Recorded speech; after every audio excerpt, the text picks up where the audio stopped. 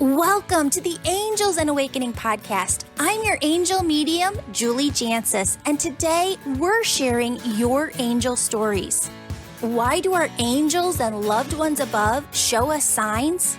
Yes, they want us to know they're okay and at peace, but deeper than that, they want us to connect with them so that they can help us more from the other side. Friends, it all begins with your intuition, vibration, and experiencing oneness. Your intuition is your soul's voice. It's also how your loved ones talk to you from heaven. In this podcast, we teach you how to turn up the volume on your intuition so that you can hear their loving messages more clearly.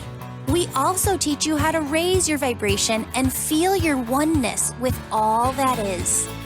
Friends, you are here to love, give love, receive love, be love, radiate love. And because your soul is love, all you really ever have to do is just be.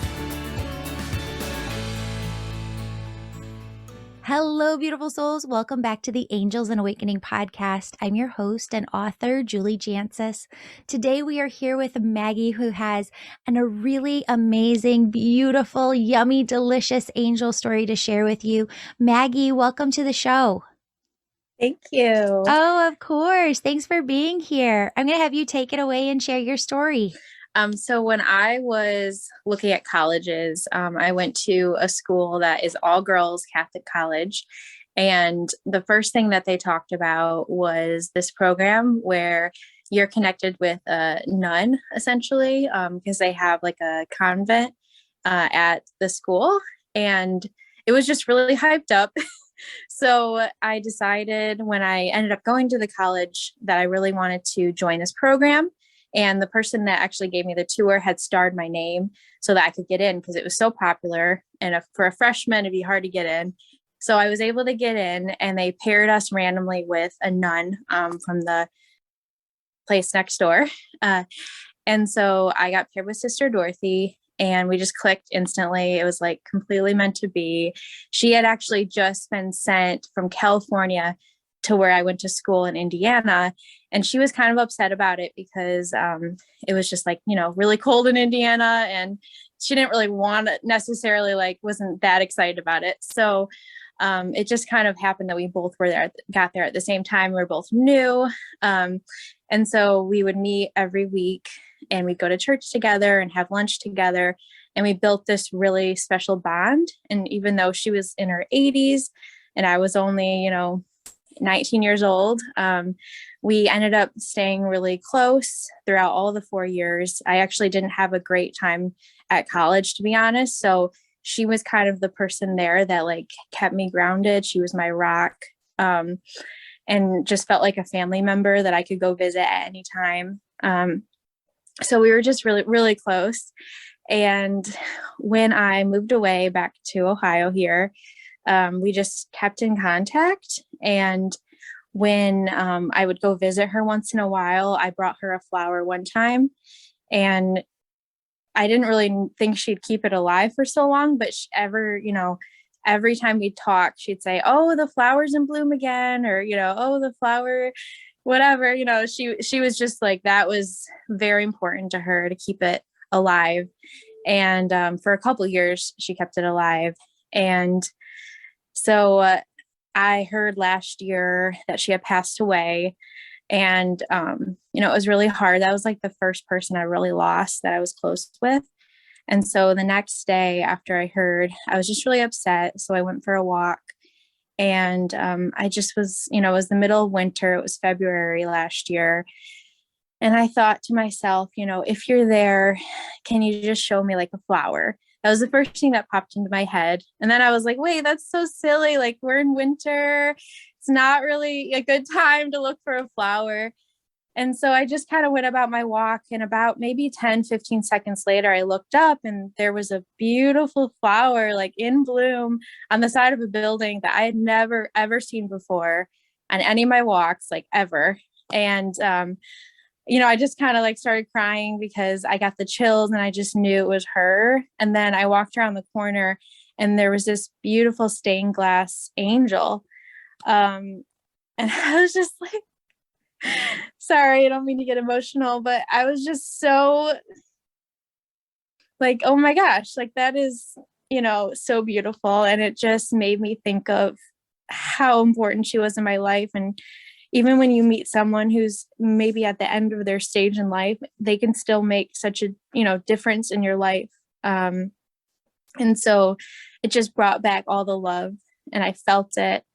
And since then, I've had 2 dreams where she was there.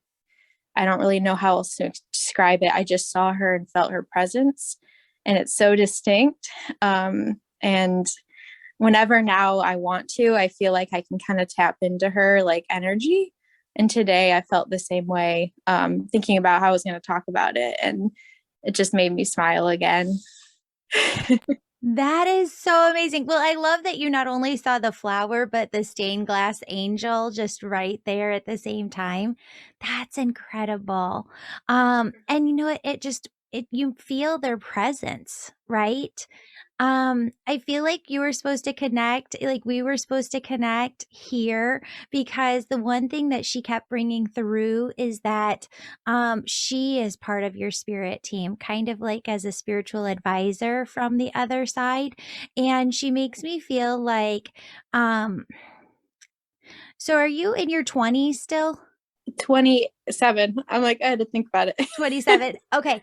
So I think hindsight is 2020, right? Like you're able to look back and say, oh, that's what that time of my life was, right? Yeah. And I think a lot of people would agree with me when you go through like your early 20s, your mid 20s, your late 20s. There's so much fun and there's so much excitement. And at the same time, there's complete uncertainty and this total, like, I feel like a big worry or like big anxieties can set in. Like, is everything going to work out the way that I want it to? And I think, when you have faith in the other side, what she just said, and I believe this 110%, is no, and it's going to work out so much better than you could have possibly imagined, right? Because what I see with myself, with my clients, with all of the people that I work with your energy is, if we look at what our vision is for ourselves and we think it's massive, it's just this tiny little thing. And then when you see God's vision for yourself and like feel the palpable energy of what it is to live a human lifetime over 90 years, 100 years, and all of the interactions you're going to have with people and all of the just take the magnitude of that. And she said, is it going to work? Because I feel like you keep asking yourself that question. It keeps coming back into my mind over. Yeah. And so you're nodding your head every day. Every day. Is it going to work out the way that I think it is? And she just keeps saying over and over again, it's going to be so much better. It's going to be so much better. And so I want you to hold on to that, because what you're really doing in your 20s is starting to work through that egoic mind guy in your head, and you have to talk back to it.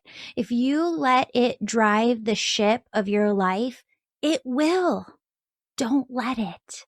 The way that you drive your own life, steer your own life is, and co-create with God, is to follow God's directives for your life, no matter how much that egoic mind is like, but what about this? But what about this? But what about this? That's not even possible, right? What is it that you're in right now, and what is it that you want to go into? Oh, loaded question. Yeah, right. I mean, you mean my job? Yeah. Okay. I'm an audiologist. I work in the schools and I work at the children's hospital. And I'm thinking about doing more of my own thing.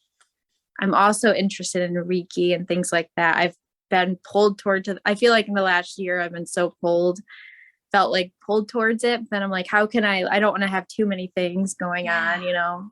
There's a So lot of energy with the audiology of have you thought of starting your own some sort of practice like with the audiology in children?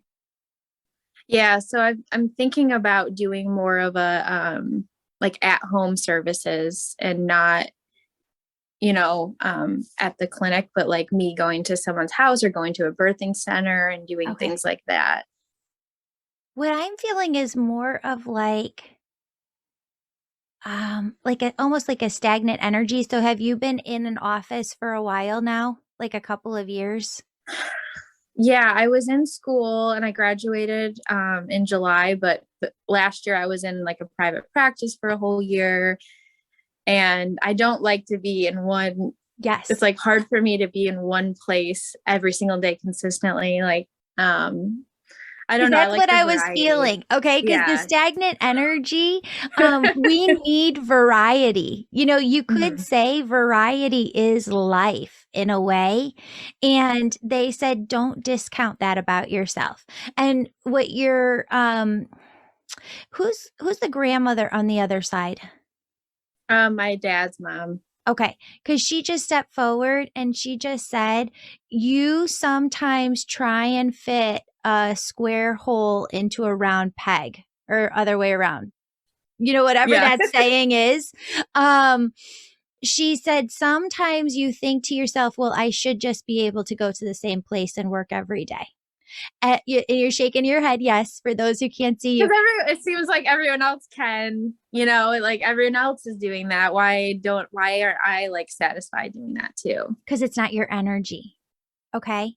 And the more that you just honor that within yourself, hey, I like some variety. I like to go to different people's houses. I like walking in, seeing how it's decorated. I like not knowing, like where I'm going every day and who I'm working with. That's me. And I like that about myself. The more that you own that, the happier, more joy filled you'll feel instead of trying to say, like, I'm a round peg and I'm trying to fit myself into a square hole. Don't hold yourself back by saying, I should be this. Allow yourself to honor the energy that you have and who you are, and then find what fits that. Hmm. Yeah. Thank you. Yeah. And I want you to keep telling yourself it turns out better than I even possibly could have imagined. Because I know like at that age, and she keeps bringing me back to a moment. I remember like, when you have a good cry, like just like the good, Yes. you just need a good sob, a good cry. I remember having one of those moments in the shower in my 20s and just like I could not even say stay standing. Like I just had to get on the floor of the shower and I was balled up crying. And I I've was done like, that a few times yes, this year. yes. And it's like, is anybody listening? I just want a family. I want a person to be with. I want children. I want all of this to come together. And when I say hindsight is 2020, I didn't realize how fast that was going to happen. Right? It Right. feels like it's dragging out because it's over the course of our 20s, but um, grandma and your friend on the other side said it's going to happen quicker than you think. All of it's going to come together. Everything that you have dreamt of and more is going to come together. They said, stay open and continue to believe. And not just that, but you're also, my bestie Sarah, her sister Mish, always used to tell us, because she was married back in the day and we weren't yet. And she would say, this is a magical time where any day you could be like, okay, this is the beginning of the rest of my life. And so I want you to live in that energy, like this is a magical time. Like any day, like lightning could strike and everything's going to fall into place. Hmm. That's the energy that I want you to hold. Okay. Okay. Cause you're not with the person yet, are you? I am, but I am. Yes. You are. Okay. No Yeah. worries. No worries at all. So what I want you to know is just stay in that magical energy of like, Mhm. it's all coming together. It's all going to We're work. working for a family right now, and we're just having some fertility stuff that I feel like I'm waiting, like you're saying. So Yes. Okay. yeah. So Yeah. that's what she's talking about, right? Like that Mhm. lightning could strike at any time and Yeah. it's all going to come together. That's what she wants you to hear and what she wants you to know. So and she said she just keeps coming back to the way that it all works out. You'll know and you'll have complete confidence looking back, in 20 years yourself, saying it happened the exact same way it was supposed to, the Okay. right way. That gives me peace. Yeah. Yeah. Um, one more thing. She really wants you to know when it comes to your career. Um, like I say it like this to my Angel Reiki School students. I know that one day I want to get certified in hypnotherapy. One day I really want to try like somatic dance. There are a bunch of things that like I want to try and Mhm. understand, but I know I don't have capacity right here at this time in my life. And so you also kind of carry this energy of what you said before, like I don't want to add too much on my plate, or I just don't want to take on too much. Don't look at it that way. Look at it like you have 100 years here on earth, and maybe 10 years from now when you have time, or whenever it is that there's other things that you want to bring in, trust that when it is time for it to be with you and you to be working on it, that they'll let you know. Okay. Okay. Trusting yourself a lot more because you are very, very intuitive. Oh, thank you. Yeah, of course. Maggie, I hope this was helpful. Yes. Oh my gosh, I wasn't expecting. I really appreciate that. Seriously. Yeah. Oh, good. Good. Well, thank you so much for being on the show. I appreciate you being here and sharing your angel stories. Thank you. I appreciate you, Julie. Of course. Beautiful souls, if you have angel stories to share, please submit them to my email address, juliejancis@gmail.com. And we would absolutely love to have you on the show. I promise it's not scary at all. You just come down and you're on Zoom and you just share your story. Some people write them out. Some people like to talk off the cuff. Doesn't matter either way. And we just get to have a conversation. Again, you can submit those to juliejancis@gmail.com. And friends, if you're over on Instagram, follow me over at Angel Podcast, where I'd love to go live with you sometime. Thank you again, Maggie. I hope you have a blessed day, and I hope everybody listening has a blessed day too. Thank you. You too. You too. Bye. Bye.